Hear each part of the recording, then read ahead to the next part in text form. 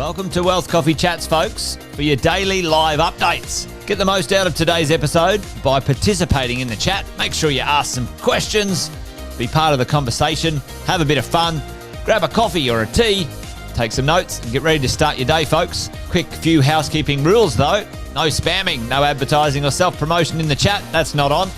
Be kind and respectful to everyone when participating. And most of all, have a good time. Real estate investing can be your biggest asset. It also can be your most expensive asset when it comes to getting it right or getting it wrong, folks. It can be time-consuming, stressful, and that's why here at Positive, we have what's called a 6-star team, a full-service team that provides integrated wealth and property investing solutions and services simply designed to help you progress towards your goal of passive income through your property portfolio, folks. Make sure you check out our other podcasts on the Positive Mentor Network. Not only is there Wealth Coffee Chats, there's the Urban Property Investor. Drops every Wednesday with straight talking investing strategies and lessons with Sam Saggers. Property Investor Tales. This is where our clients, you guys, share real life stories from property investing, hosted by some of our advisors and strategists. And that's done every fortnight, dropping every Monday. Wealth, Wine and Wisdom, folks, that debriefs the week that was in the world of finance and property, hosted by yours truly, Jason Witten and Andy Fenton on Fridays. Welcome to another Wealth Coffee Chats. Marvellous Monday. Hope you're well, folks, wherever you are. If you think it's Get Rich Quick, you're in the wrong place. This is the wrong podcast. This is the wrong live for you.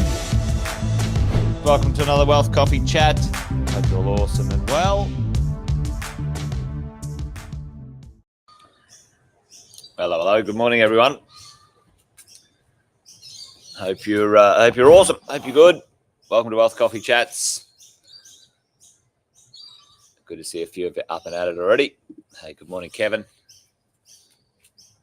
Good to see you, mate. Hey there, Jeff. Good to see you. Hope you're well. Justin's in the house as well. Morning, mate.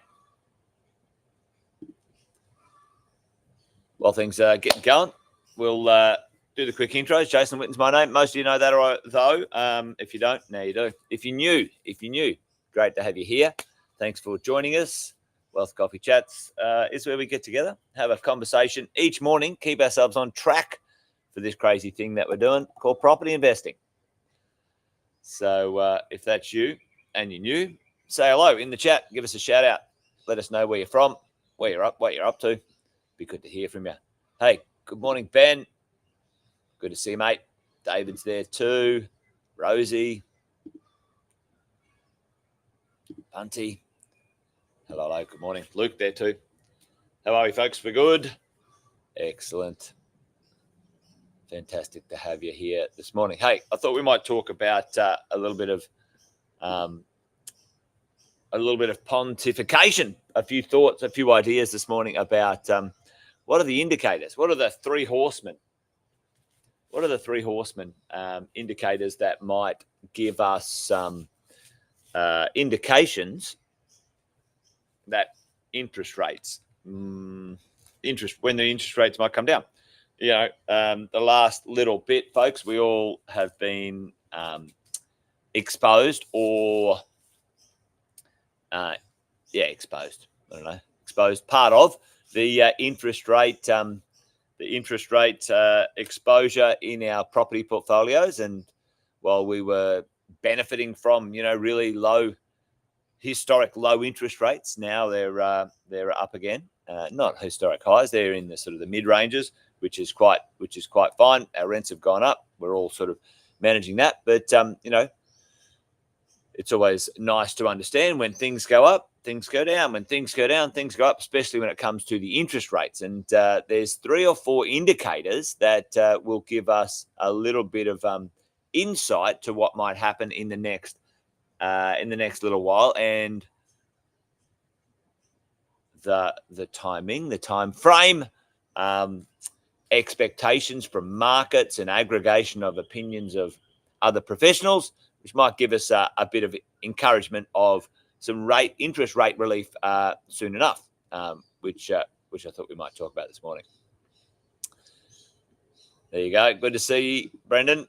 Keep them moving, mate. Keep them moving. So in the chat, let me know. Hey, morning, Brad. What indicators do you see, or do you think that we would notice as property investors? We would notice in the marketplace that that might show us some indications. What indicators? What indicators out there? Indicators. I don't like the blue. Actually, I'm going to get rid of that. What indicators do you see, or do you think you might see, that would give us some idea that interest rate cuts might be around the corner, or those in the marketplace exposed to interest rate cuts, like property investors or others, might show us some things, right? Absolutely. Number one, the inflation numbers, right? So what's the inflation number that the RBA want to get the number to? Between 2 and 3%. That's their goal. At the moment, I think it's like 3.5%, right? So it's not low enough yet. It's not low enough yet, according to the RBA. But there's other indicators. That's not the only indicator, right? So Luke's right. Okay. Number two, banks lowering fixed rates. Now, fixed rates. So why do they lower fixed rates, folks? So tell me, and specifically, does anyone know which fixed rate they're lowering right now? The fixed rate. Does anyone know which fixed rate they're lowering? It's the 3-year fixed rate. Okay. So, and then anything else? Any other little bibs and bobs? There's a third one there. There's 3 or 4 that give us a couple of ideas. Number 3, the deposit. The deposit. The term deposit. Shift that over. Term deposit returns, folks. Term deposit returns. Okay, lowering. When people invest their cash in a term deposit, 6 months, 12 months, 24 months, right? And the bank says, all right, I'll give you a return on that. I'll give you a 5% return. What's the latest term deposit numbers? It was quite high because the cash rate was quite high, right? So what happens is, if you put it in a term deposit, the bank can grab that money and use it. They can lend it on short-term, loans, and try and make a margin on it, right? So term deposits the return going down. Unemployment, certainly. So probably unemployment and inflation really at the top of the two that you've got to keep an eye on up here. Unemployment, and then lowering of fixed rates, term deposits going down, and some banking bits and pieces. Hey, there's Warwick all the way from Canberra. Hey, Warwick, good to see you, mate. Thanks for joining us. So, what's in the news, what's in the headlines? And we go, all right, well, is there any evidence of this going on? And the answer is yes, there is. Check this out. Westpac, this is this week, right? Westpac, fixed rate home loan cuts, NAB, interest rate cuts to their fixed rates, banks following. So, all right, well, tick in the box, there we go. That one is looking good, right? Fantastic. Happy with that. Fixed rate interest rates, dropping. Here we go. The banks squeezing margins, right? So banks preempt RBA move by cutting rates on term deposits. So that's already underway. So basically, those who put money, cash in the bank are getting less. Now, what happens, folks, when, and this is an interesting one because I was reading an article about this the other day. If you've got money in the bank and you're getting, let's say, 5%, it's probably less than that. And the bank cuts it and now is at 3%, right? Okay. So they cut the rate of cash going to 3%. What happens? What will happen, folks? And what's the next best defensive asset in Australia? Defensive assets in Australia. Defensive assets in Australia that will that money runs to. That's a quick question. And yeah, you're dead right. Yep, the bond market is the other one. You're right. So the 10-year bond, bond rate as well. So the 10-year bond rate, folks, keep an eye on the 10-year bond rate in elections, because what happens as well in America, if the American economy drops their interest rate, then Australia often follows in that sort of sense. But all right, let's talk about this just quickly. Now, you've got your cash in the bank. The bank says, yeah, I'll pay you 5%. And now they're not paying you 5%, folks. What happens? Yeah, it definitely gives the old uppercut to the self-funded retirees for sure.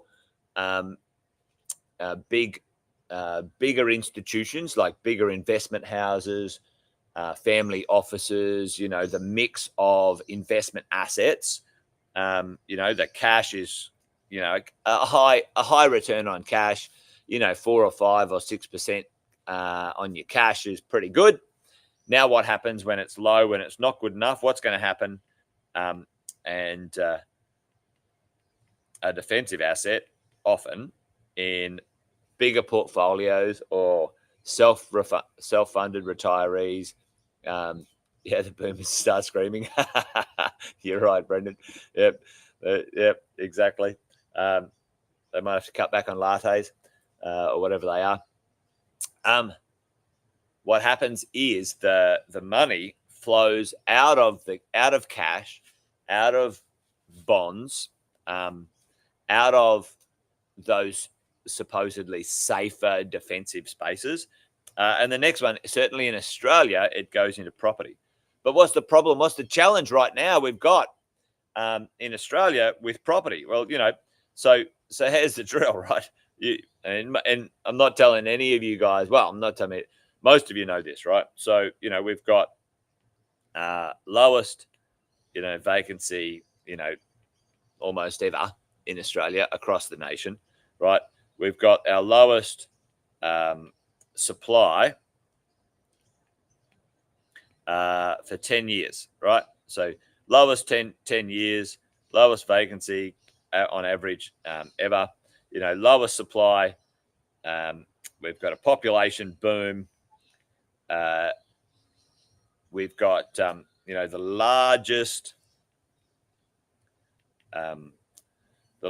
wealth shift in history underway with the boomers, largest wealth shift in history, and a population. We've got the resale rate, so the rate of second-hand property turnover has fallen, right? Fallen 40%. So that's down 40% on the second-hand market, right? So if you think about the volume of sales turnover, and let's say every year on average, there was 1 million second-hand properties sold. Now, the last 4 years, there's only been 600 sold, right? Yeah.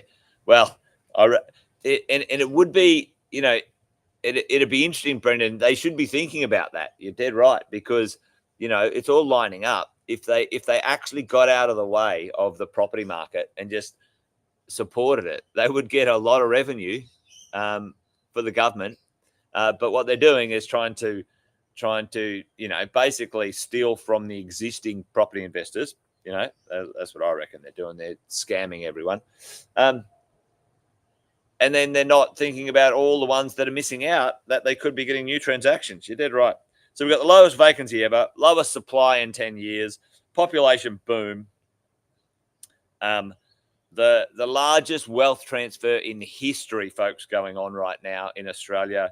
You know, the secondhand market is 40% down on volumes.